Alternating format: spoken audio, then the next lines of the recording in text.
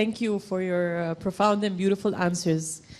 While you were speaking, I was thinking, why is it, I'm not going to say why is it different for men or difficult for men, because, and I will call it as my previous life. My previous life, I was a very headstrong, completely embodying my masculine, working 14 hours a day, raising my kid, taking the responsibilities, and I felt that. I felt that this was the only way. And at the time, if someone had told me to just take a breather and heal, I would have probably thrown something in their face, right?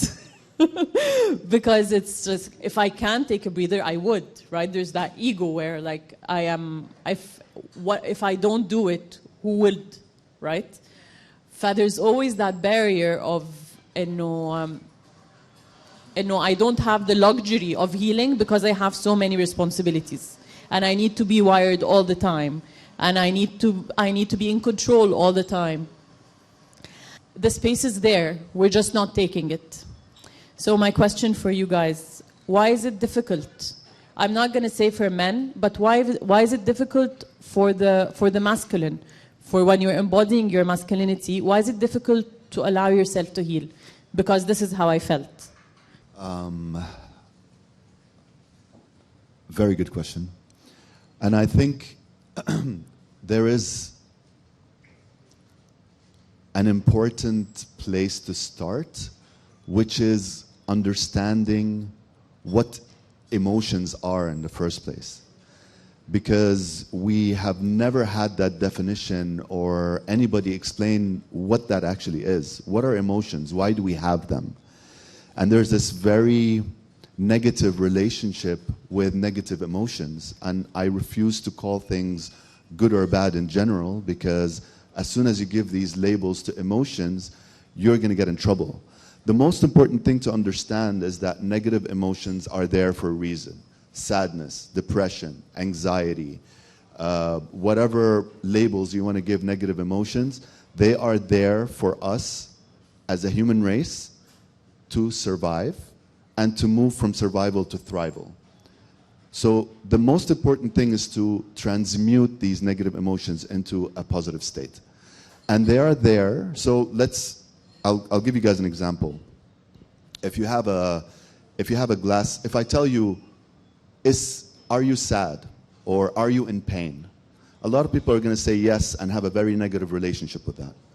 But if I give you a very hot glass of water and I ask you to put your finger in it, something that's boiling water, and I ask you to put your finger in it, the first thing you're going to do is you're going to recoil in pain. This physical pain and emotional pain is exactly the same neural messaging. And what it is doing is it's trying to help you understand that you need to survive this situation, right? So eventually you start relating to these negative emotions as something positive because it's trying to remove you from a situation that you shouldn't be.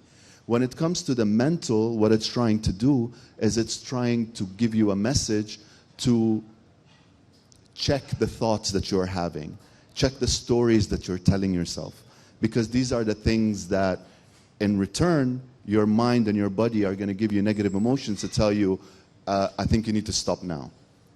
And when you don't stop, you start going further into turmoil and further into this vicious cycle of negative thought, giving you negative emotions, which gives you even more negative thoughts, which give you even more negative emotions.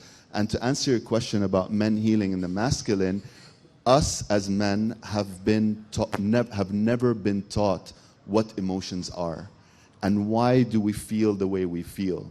And as a natural disposition as a man, anyways, you are not able to understand your emotions as well as a woman is, because women are a lot more equipped to do that traditionally and through our, I guess, human evolution.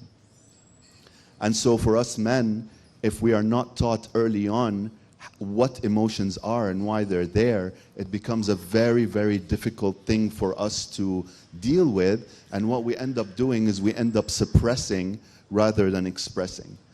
And I would like to say one thing, for example, that I am not of the school of thought of things that men have to cry. Have to cry. They want to cry, they can cry.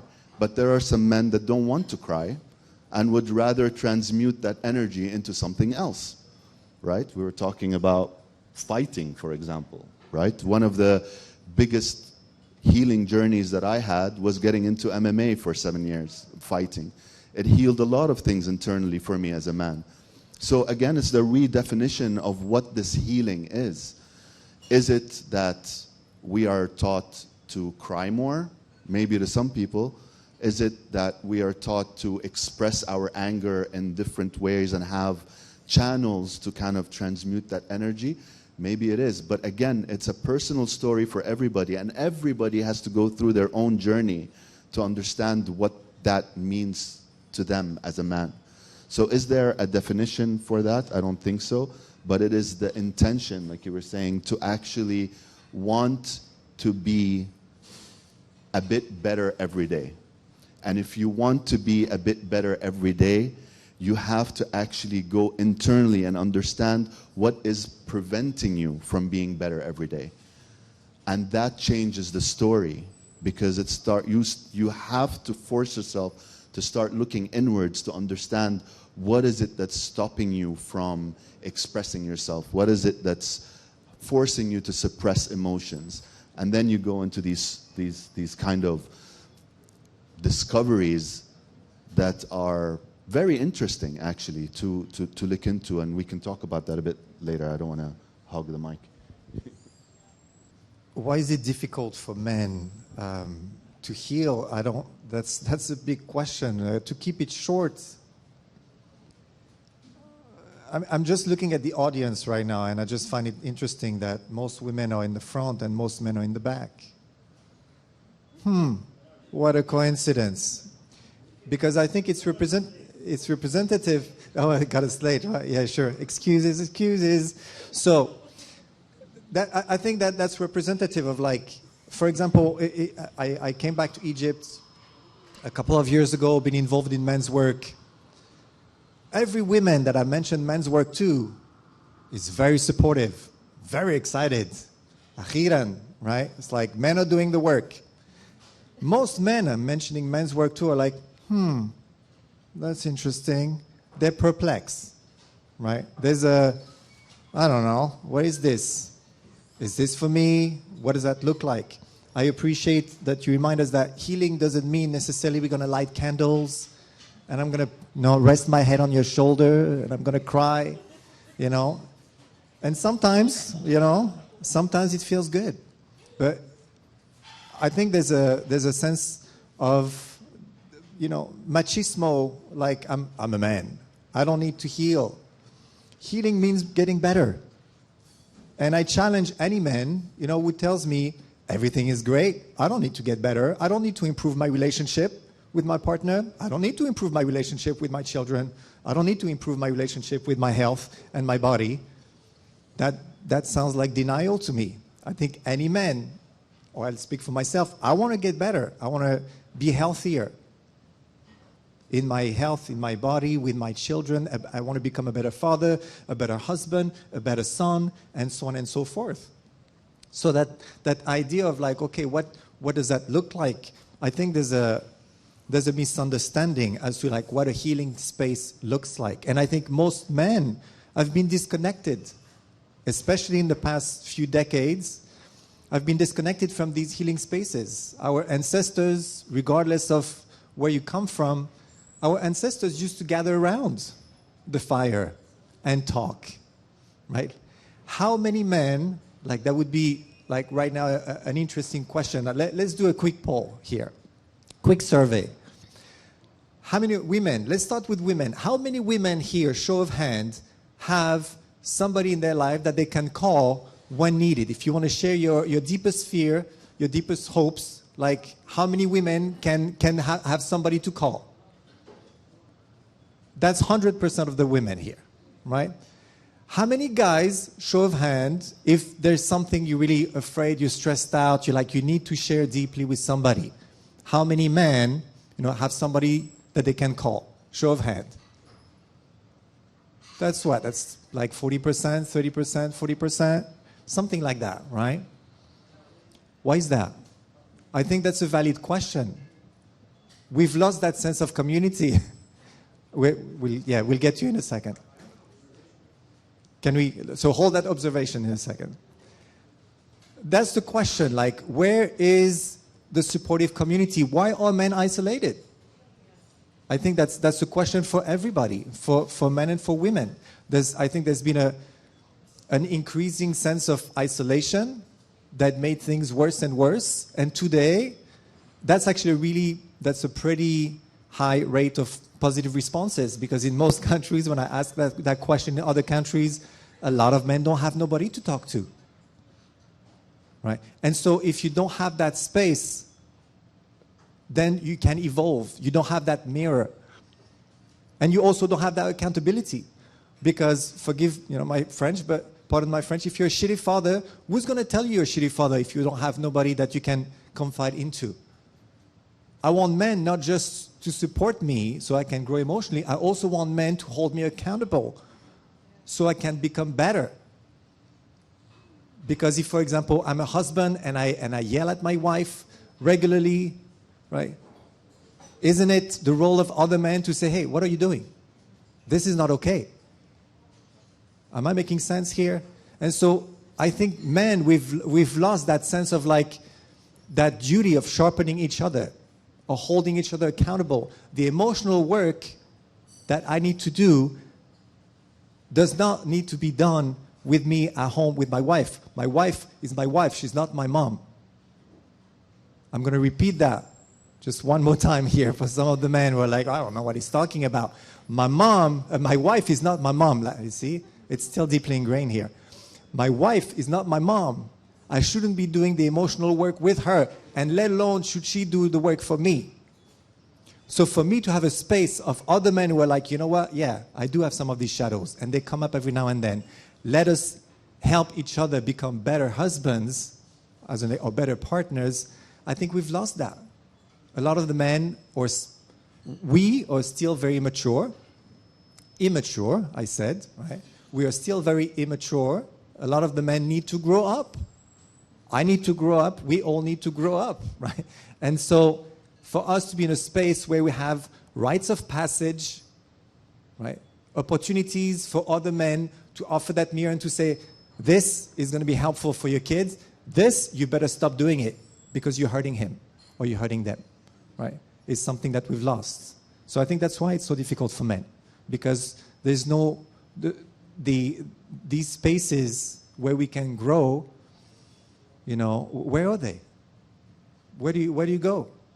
Like, even if guys get together, they're going to talk about Al-Ahli or Zamalek or politics or business. Where do you talk about your grief? Where do you talk about your stress and, everything that actually matters? That actually is going to bring that transmutation, that maturity, right? So spaces and rites of passage, I think, are really what's lacking. Thank you. Some truth there. You just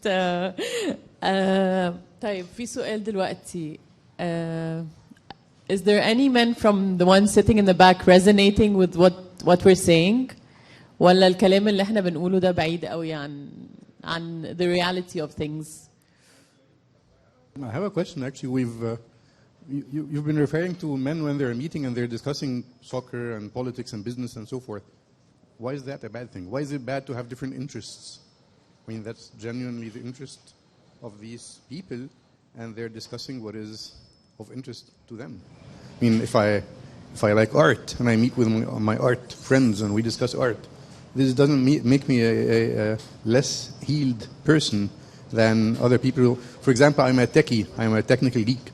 When I sit with my friends, we discuss extremely deep technical issues. And this is the most amazing and fun things that I do. Does it make me an eccentric and weird and unhealed person who needs to become normal again? I want to add to your question. Thank you. I think I want to go a bit more basic with what it means to be, like, I feel like we're putting boxes on what a man is and what this man should look like. And we feel like, okay, this is healed and this is not healed, and it's a bit, I want to say judgmental. I'm sorry about if that bothers anyone, but I feel like it's a lot more fluid, and people are individuals, and I mean, even if we don't, many people don't call it healing as much as they're on the pursuit of feeling better, as you said, which or doing better. Nobody wants to be a shitty father. Nobody wants to be a bad partner. Nobody wants to be negative. And also going back to what you were saying and relating to what you were saying as well, and I feel like the negative emotions and things like depression, things like really anxious thoughts, and they're not. It's just the absence or the dimness of this light, much like light and dark, as opposed to it being a certain thing of itself. We give it a label so that it's more relatable to us. But it's just the absence of the more proactive, more positive, more, and this is where we try to understand the root cause of if the lights go out today, here in this here, we want to find the root cause so that we have more light, as opposed to, and it's you know what I mean. I think we need to define, put some definitions. What is healing? What are you healing from? This is important, because I might have someone in my life that I can share a grief, but do I take an extra step and call him? That's another thing. So maybe people who did not raise their hands do have someone, but they wouldn't call them. That's one thing. And the other thing is, what's the problem is my wife is my mother. I deal with my wife as my mother and my kid and my wife, and she also might be dealing with me as her husband, her father. I think healing also is related to culture. In our culture, Middle East, it's different than Western, and it's just different. And the way a couple would interact might be different, and it might be healing. So I think we need to really set some definitions before we move on. The last question is, when you're discussing talking about with other people about my problems, some people classify communication of personalities into three. Actually, specifically the CIA recruitment guide, what they do is they classify communication. They say people have three lives. There is a public life, there is a private life, and there is a secret life. Everyone has the three. The public one is what everybody knows about. The private one is what close friends and family and my wife would know about, and so forth. And the secret is usually something that nobody knows about except myself. So are you talking about the line between the secret and the private part? Is this what you're discussing? Who would like to answer this? Who's ready? Okay, go ahead. Right. What's wrong with talking about Al Ahli wa Zamalek and technical issues? There's nothing wrong with it. It's fun. It's great. But to add to my point earlier as to why are men having difficulties, quote unquote, and I'm simplifying here, right, to heal? Because we're disembodied. We're very rational. Right? It's so much easier to strategize and to calculate and to just stay in our heads. As far as I'm concerned, a lot of the healing has to do with reconnecting to the body, to movements, to what I'm feeling inside, to the sensations. I think it's a fair statement to say that most men, not just in Egypt, are quite disconnected from their body.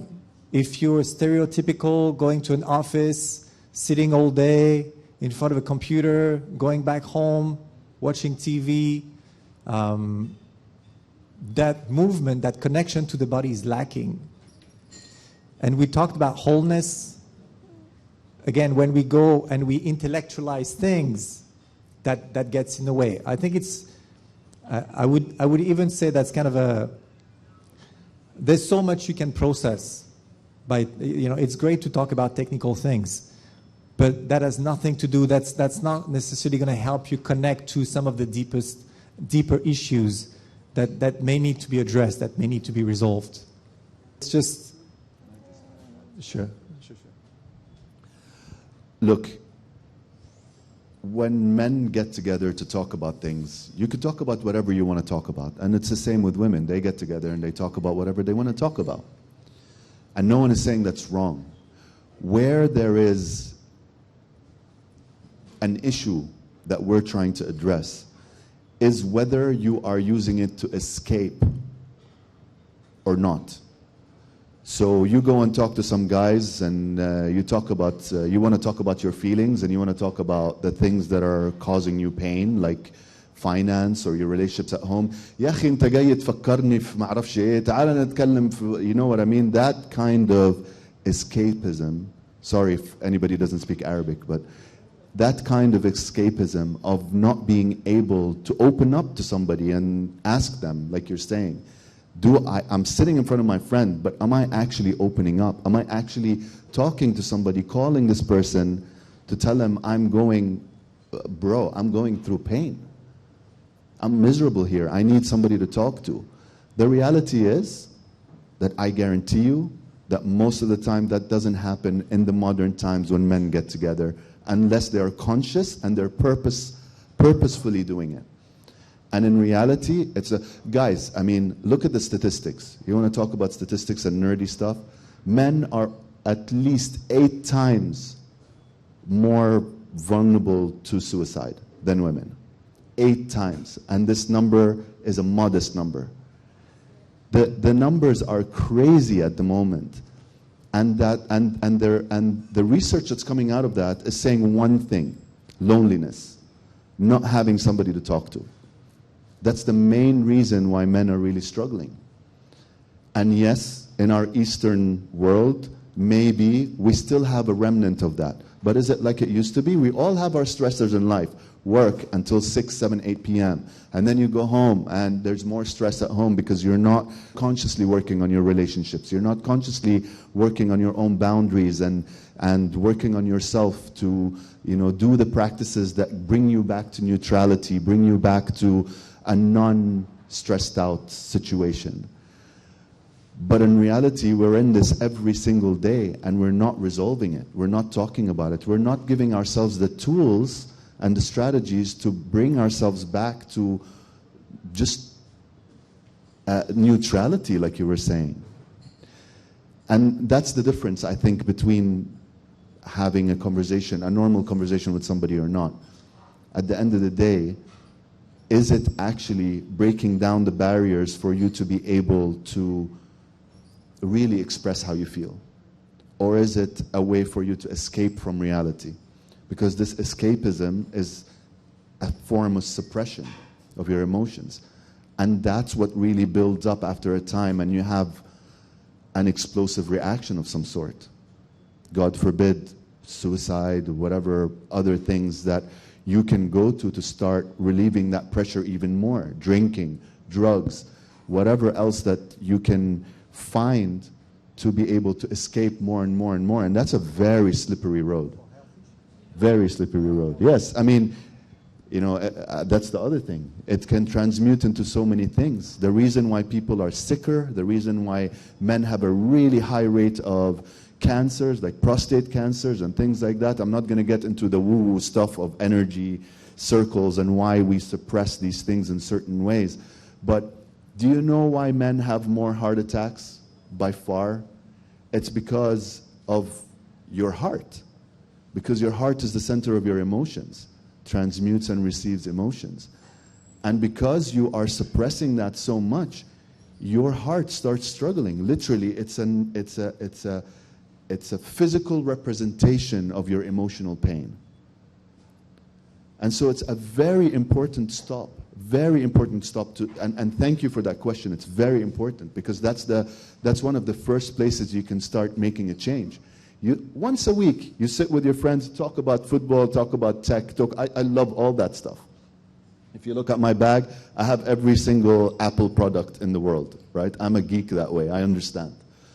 But once a week, get together and have an open conversation about how you're feeling. How are you feeling? This question that we ask each other, how are you? We ask somebody, how are you? And I swear to you, 90% of people aren't even listening for the answer. ازيك? Oh, okay, عامل كويس, oh, okay. There's no moment where you're actually, no, really, how are you? How are you feeling? What's going on in your life? Talk to me. There's an absence of that. Now the next question. Okay. Amatan, again, very grateful for your participations, and I think it's very grateful. I'm just very grateful. You want? Okay, if you want. So I wanted to address the sacred, private, public, and the mommy wife. بكل احترامي, this is like very respectful. I'm just going to talk about myself. Sacred, private, and public is really a question of how many masks are we wearing? And that concept of reconnecting and showing and being seen as my true self, how good does that feel? And how rare is that? And I can only speak for myself. Because playing that role of أنا المهندس, أنا المدير, أنا مش عارف إيه, like all this, you know, I'm the husband, I'm the this, I'm the that, and carrying these as like this is a facade. How often do people around me and my loved ones see the real me? That doesn't happen often unless there's a clear intention being seen. In some of the groups I lead, the most powerful groups are not the ones where we study breathing or meditation or this or that life. It's about seeing each other.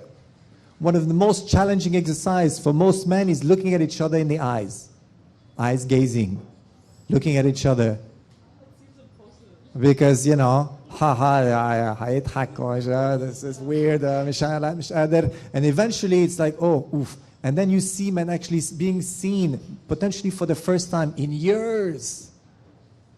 In years. And this is very healing. You don't need to process necessarily this or that. You just need to be, we all need to be witnessed.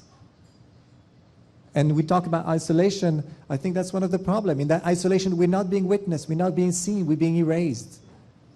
And when I come back to a place, whether it's one person, it's even more powerful with a group of people when I can be seen as my true self without trying to pretend I'm this or that. Or I can just be seen. That in itself is very healing. So being able to align that public, that sense of alignment for me, public, private, and secret. And I understand secret is secret, right? But public and private, for me to say, this is who I am. I'm not pretending to be somebody on the side and then I go home and I'm somebody different, you know? To be able to align and say, this is who I am, and I don't pretend, is very freeing. It's very liberating. And I understand there's a cultural aspect to it, right? But let's get into the cultural aspects. My wife is Egyptian. It's been 19 years. We've had time, you know, to get to know each other, like, you know, regularly just really sharpening each other and giving each other opportunities to grow. And that growth oftentimes, you know, with conflicts. I've never heard, and I welcome, you know, the women in the audience to correct me if I'm wrong. I've never heard a woman saying, you know, I wish my husband was more childish, or I wish my husband was more like a child. I've never heard that. I've always heard like women saying, I have 3 kids plus my husband, so that's 4 kids. Oftentimes, and they say that with a smile, but I see behind the smile there's a heaviness. It's like, you know, I wish for my husband, like I would want my husband to be a man's man, right? So I think even a friend of mine made that reflection once, and he said it's interesting when, for example, if I call my wife mommy, because I'm talking to my kids. Go see mommy. Yes, it's weird somehow. And I hadn't really realized that until he mentioned it. But then I thought of it. I was like, oh yeah, that's kind of weird if I talk about my wife as mommy, you know, because, and then I started to actually play with it and say, okay, go see your mommy, right? And that's a very different experience. So again, if there's any wife who disagree and would love to, you know, for men to be less mature and more childlike, by all means, you know, raise and speak up. But I think truly, I think there's a craving of women wanting men to grow up and to become more mature